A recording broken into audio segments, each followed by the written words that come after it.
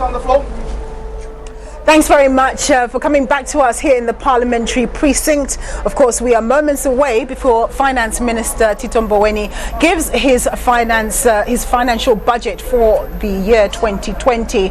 As we've been covering the story since morning, including my colleagues Morning Live, basically just trying to ask where is the minister going to be able to find funding from in terms of he's going to need to raise revenue, and he's also going to have to make cuts in terms of the public expenditure.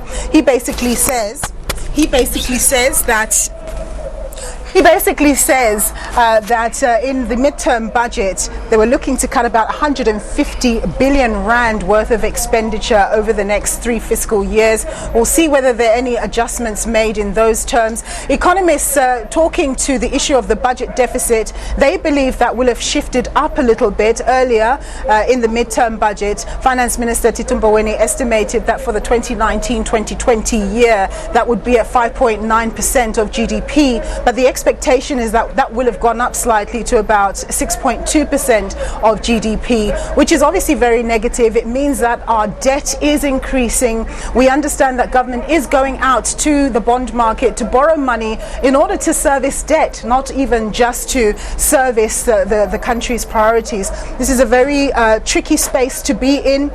And we need to see how he's going to cut expenditure so that they're not going out to the market to borrow in order to pay debt. As we can see that we can see those visuals there outside of Parliament. People are ready now to hear the Finance Minister speaking. Of course, there are many priorities that are being looked at: education, health, police, security, infrastructure. The whole gambit. How is he going to allocate to those priorities, given the fact that he has a lot less to work with? Of course, in the midterm budget, he did indicate that there was likely to be a shortfall of about 52 billion rand in terms of tax collections. But some analysts are saying that SARS seems to be a lot more efficient now, having been better capacitated, having been given about 1.3 billion rand last year.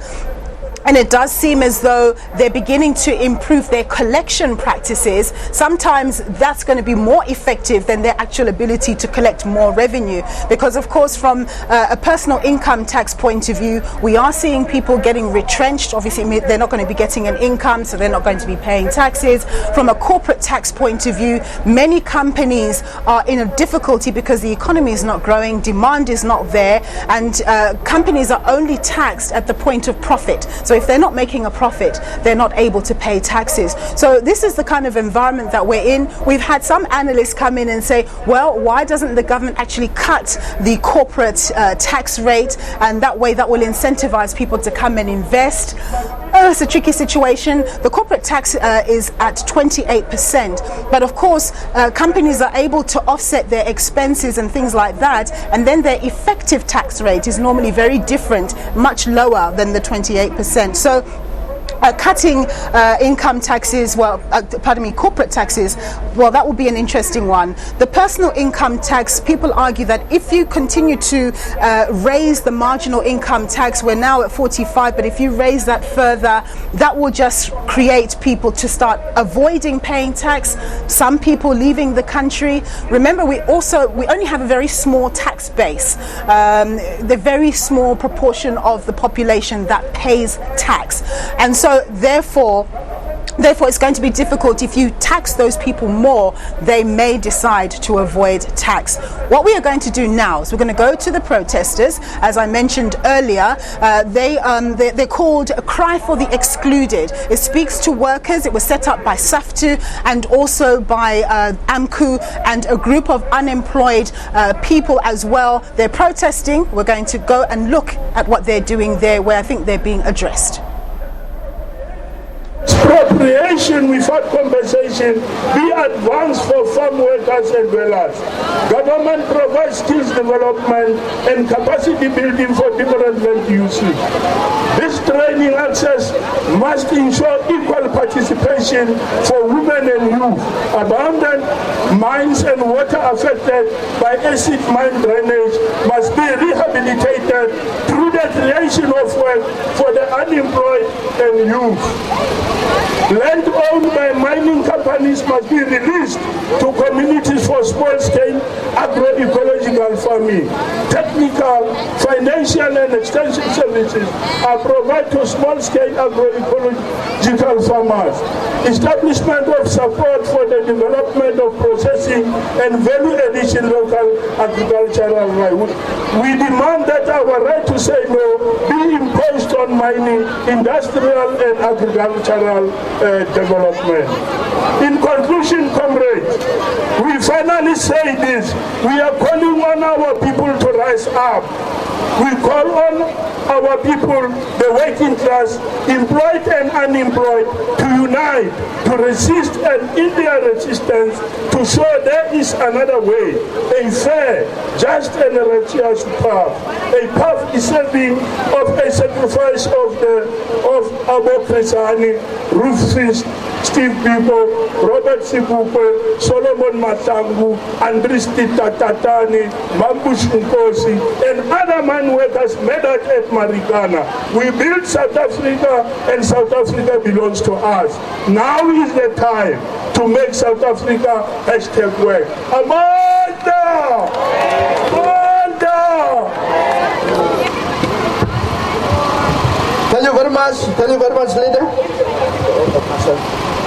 Amanda! Amanda! Viva the unemployed movement! Viva! Viva the assembly of the unemployed movement! Viva! Amanda! Down with capitalism! Down! Forward to socialism! Forward! Thank you very much, comrade. The next speaker, which fortunately the comrade to go through the memorandum and speak at the same time, and we are going to try, ZB is going to try and do that to read the memorandum but also speak at the same time. So we are going to now to allow, you can call the person must come here. You must call him or her. Tito, when we are here for Tito, you can call Tito to come forward. Abakal Basam John are going to speak. Thereafter it will be Samu GS.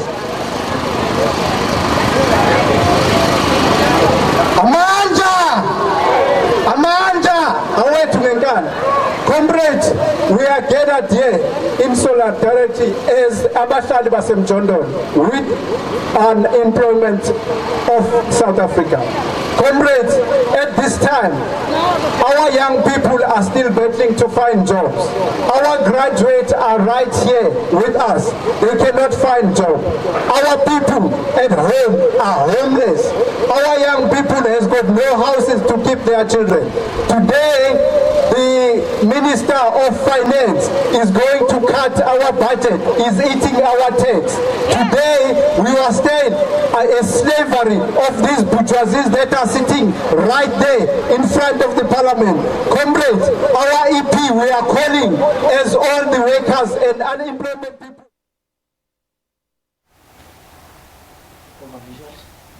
Tito Mboweni entering Parliament there on his way to deliver the budget speech in about 7 minutes.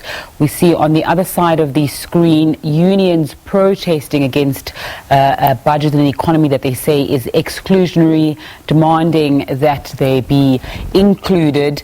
But we're just going to focus on the visuals. On the left there, Tito Mboweni, the SARS Commissioner Edward Kisvita, members from Treasury, the Deputy General of Treasury also flanking Tito Mboweni there, crowds making their way inside. You can see the throng of journalists that are getting, there's one of the iconic pictures that's taken before budget is delivered every year with the team before they make their way inside, get seated, and in just over 5 minutes South Africans will begin to hear, if there are no interruptions, what is going to be taking place in the budget. They're going to be getting answers to questions that they've been asking around issues such as the Sovereign Wealth Fund and the State Bank that were announced in President Cyril Ramaphosa's State of the Nation address.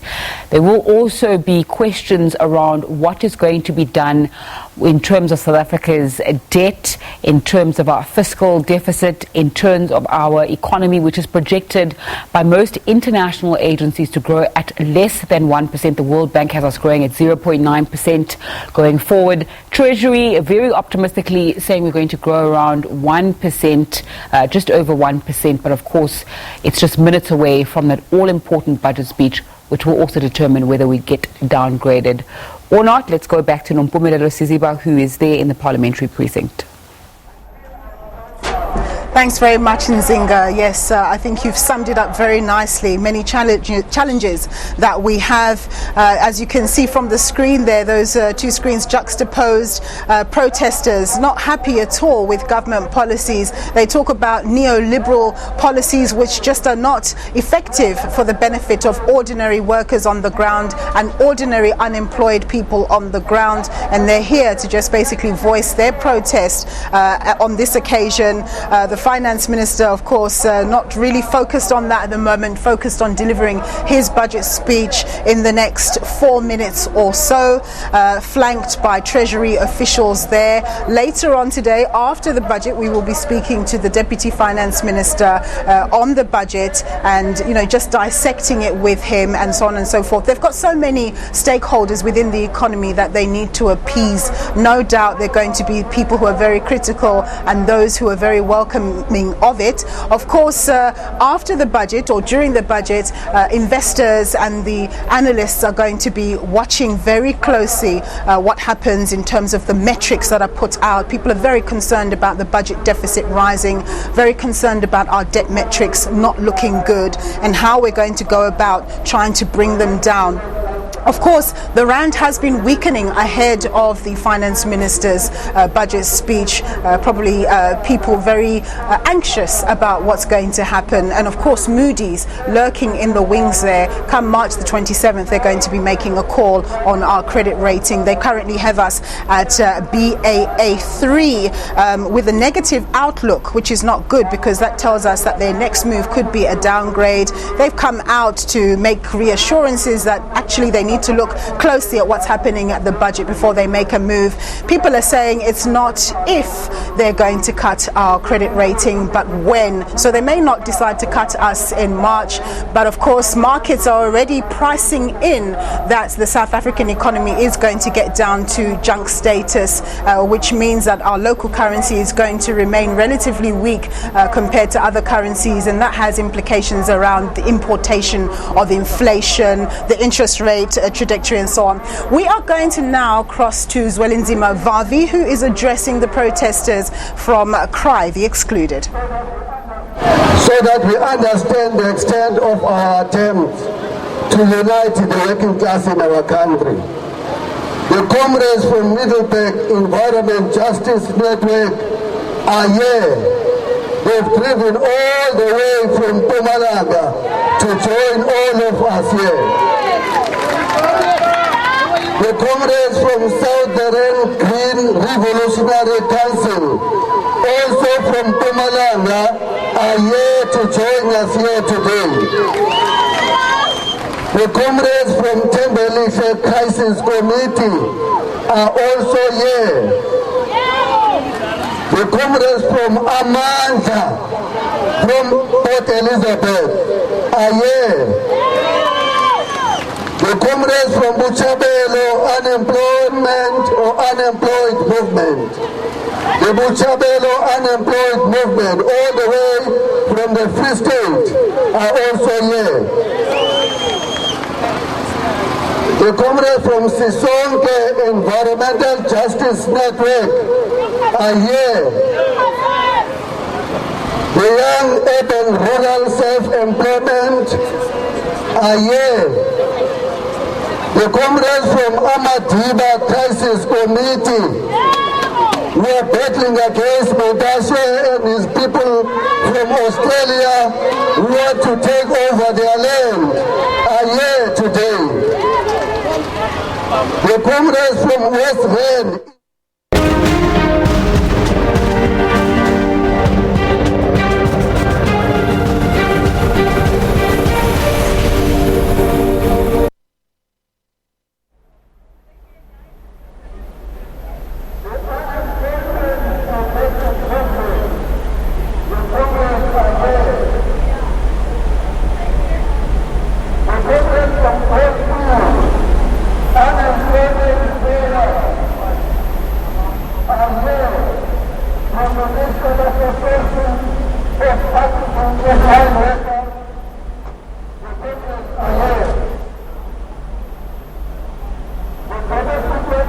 The Domestic Workers Forum from Greenpoint, here in Cape Town, the comrades are here.